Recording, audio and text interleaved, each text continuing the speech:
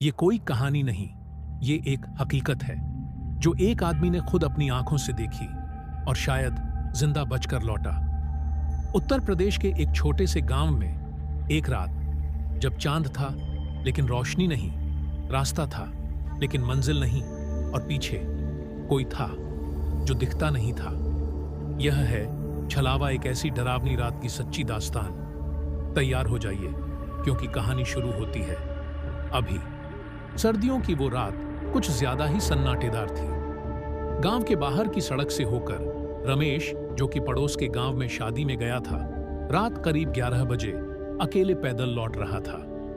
गांव तक पहुंचने के दो रास्ते थे, एक खेतों के बीच का छोटा रास्ता और एक मुख्य सड़क से होकर लंबा रास्ता।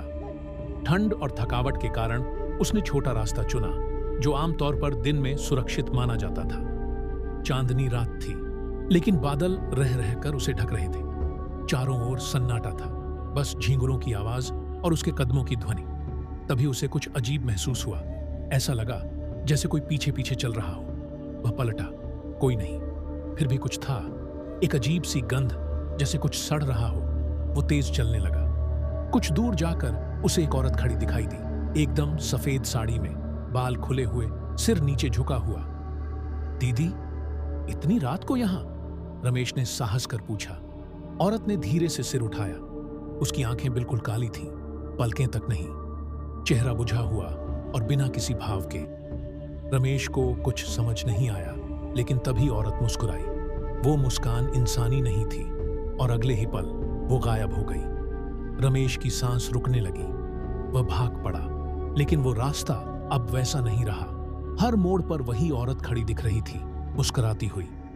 हर बार वो आंखों से ओझल होती तो कुछ ही कदम बाद फिर दिखाई देती।